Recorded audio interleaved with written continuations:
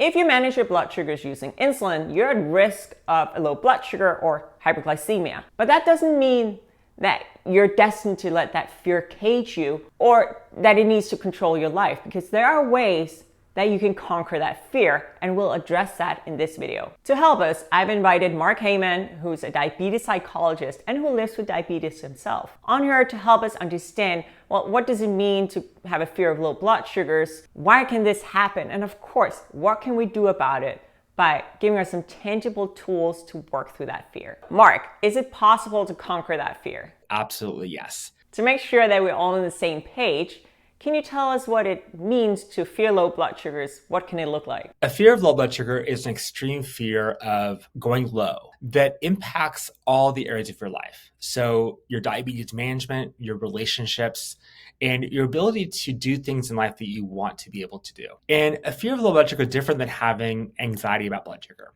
Now, we want you to have a healthy level of anxiety about lows, because if you don't have a healthy anxiety about lows, then you're going to not pay attention to them. You're going to let your blood sugar drop low and just, let your diabetes management, go and not do anything about it. So having that healthy anxiety about low blood sugar and feeling anxious if your blood sugar is dropping low is actually a good thing. But what happens is sometimes this fear becomes overwhelming, and you'll do everything you can think of to avoid going low and avoid the possibility of going low. And that's really where it becomes problematic, because it impacts your ability to manage your diabetes, and it also impacts your ability to live the life that you want to live. So what happens and what do people do when they experience a fear of lows? So one of the biggest things that people do is that they underbolus for their food. So they'll eat a meal that's, let's say, 50 grams of carbs, but they'll only bolus for 30 of those grams, because they're worried that if they bolus for the 50 grams, that they will go low and that they'll have too much insulin on board. Another thing that they do is they keep their targets higher. So instead of having their alerts for their CGM set at 80 or 75, they'll set their alert higher, like at 90. And what that does is that, when they go low, they get an alert, and they treat lows that really aren't lows. They feel that, oh, well, for me, 90 is low, but really, 90 is in good range. But they keep their blood sugars higher in order to avoid going low. Well, what that does is it keeps them higher. It keeps them not feeling as good. Their blood sugars aren't actually in range. And they never get the opportunity to see that if their blood sugars are lower, let's say 120 or 110, that they're able to handle those, that they're able to deal with that anxiety, and that they're able to, be safe in that range. The other thing that people do is they start saying no an awful lot. When their kids ask them to go to the park, they say no because they worry about what could happen if they go to the park with their kids and they go low. They say no to hikes and biking and other types of physical activity, swimming, you name it, because they're worried that if I do these activities, that the chances of me going low are higher. And if I go low in those situations, then it's going to be embarrassing. They say no to dinner invitations or invitations to happy hour with their friends and family, because they worry about, taking insulin in public and what will happen if they go low in public. They worry about bolusing for their food. They worry about eating food that they don't know the carb count, the exact carb count of.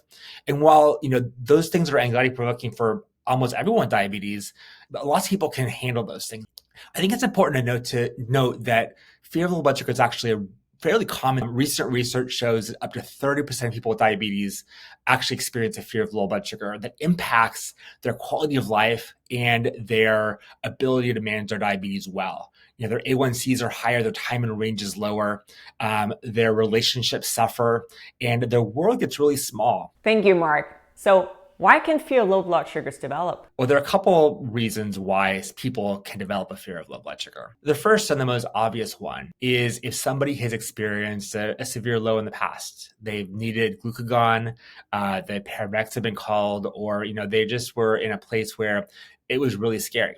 And of course, if that happens, you never want that to happen again. What happens is people have these traumatic events, and then they avoid the activity or the events surrounding those traumatic events, and that's what keeps the fear of low and the grip of the fear of low on them. The other group of people who have a fear of lows are people who have heard stories about lows, or have actually developed stories in their minds about what it means or what will happen if they had a low. However, many of these folks have actually never had a severe low. But what's happened is they've heard from their doctor, or they've heard from friends, or from the internet, or just from their own imagination about what will happen if they have a low blood sugar. And not to mention that having a low blood sugar, at least what they've heard and the reality is it's uncomfortable.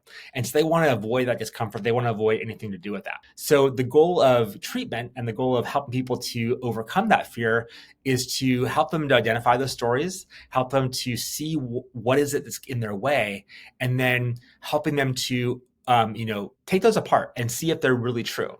Now, I'll say that, we want to make sure people are safe. And so we also want to make sure that the stories they're telling themselves are based in reality and based in fact. And so, if the story you're telling yourself is true, so for example, if I take 10 units of insulin without eating and my blood sugar is in range, I'm going to crash low and things are going to be challenging. That's a true story. So if you want to buy the fear around taking 10 units of insulin without eating, then that's a good thing to do. It's going to keep you safe.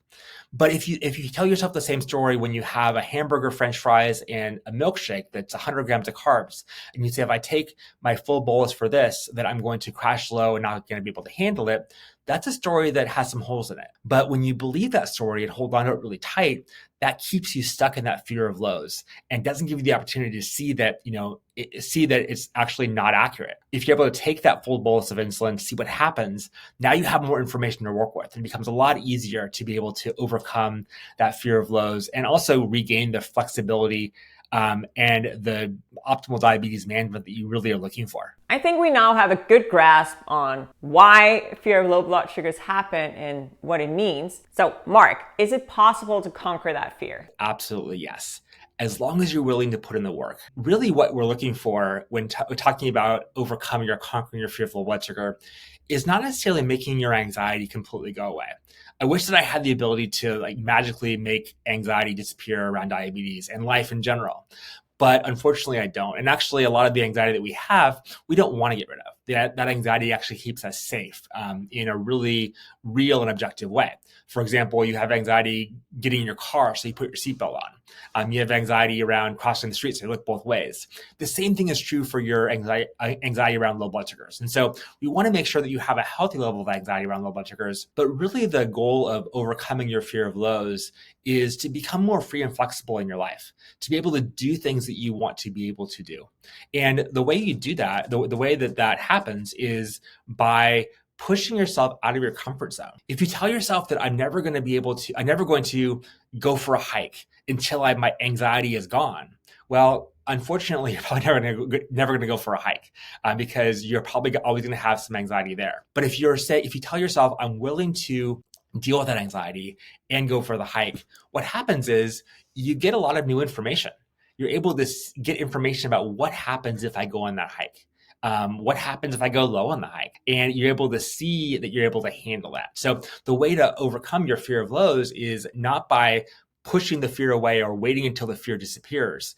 It's by moving forward in your life, doing things that you want to do, even when that fear is there, knowing objectively in your head that you're going to be safe and they're going to be able to handle it. So yes, it's possible to conquer your fear of lows. Here on the channel, I always focus on what we as people who live with diabetes can do to work through whatever we're struggling with. So with that in mind, Mark, can you please give us 3 actionable steps that the viewers can implement today that can help them conquer their fear of low blood sugars? The first is talk to your endocrinologist and your diabetes educator to make sure that your basal rates, your insulin carb ratios, and your correction factor are accurate.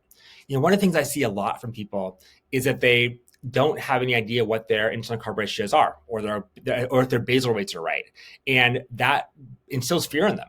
Because if you don't know how to manage your diabetes and you can't trust that the doses you're taking for your food and for corrections are correct, then of course you're going to be scared. Number 2 is oftentimes for people with the fear of lows, they have thoughts that are really getting in their way, thoughts that are not always accurate. And so we want to be able to watch your thoughts. And here's how you do that.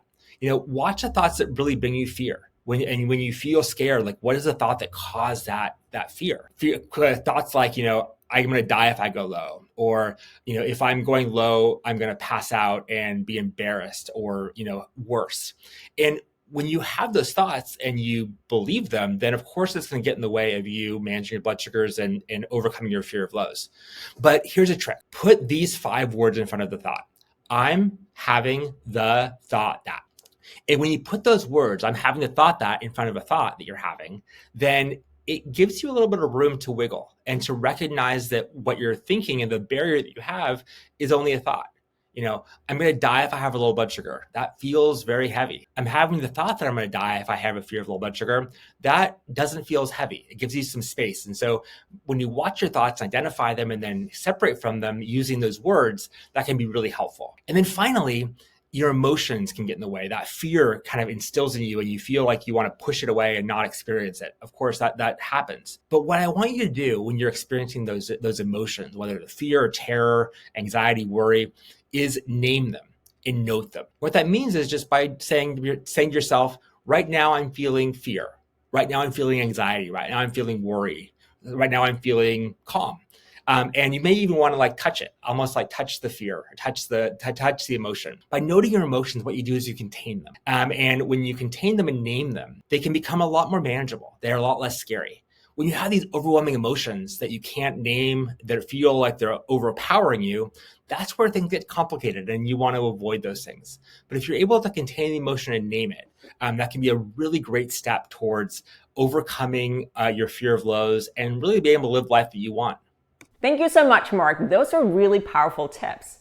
And I know you have a lot more to offer, including a whole program that can help people work through the fear of low blood sugars. I believe your next cohort starts February 28th, and then there's March 20th, and then of course more after that. So Mark, for anyone who wants to learn more, can you tell us where they can find you? The best place to find me is on Instagram at the Diabetes Psychologist. And if you're looking for more guided support on how to conquer your fear of low blood sugars, I have a program called Conquer Your Fear of Low Blood Sugar. This is a 6-week program that will guide you step by step through a process to help you to conquer your fear of low blood sugar and take back your life. The program includes videos and worksheets, a moderated community so you can be there with other people who are going through the same thing, as well as guided support from me. Every week I show up for office hours where you can ask me questions and get personalized support there.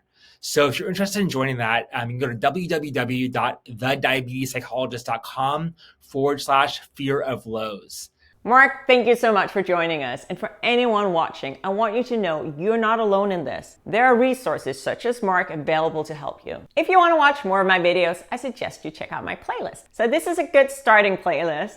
Whether or not you're newly diagnosed or you're a diabetes veteran, here you can learn or sharpen your diabetes skills. Please subscribe to my channel and turn on notifications.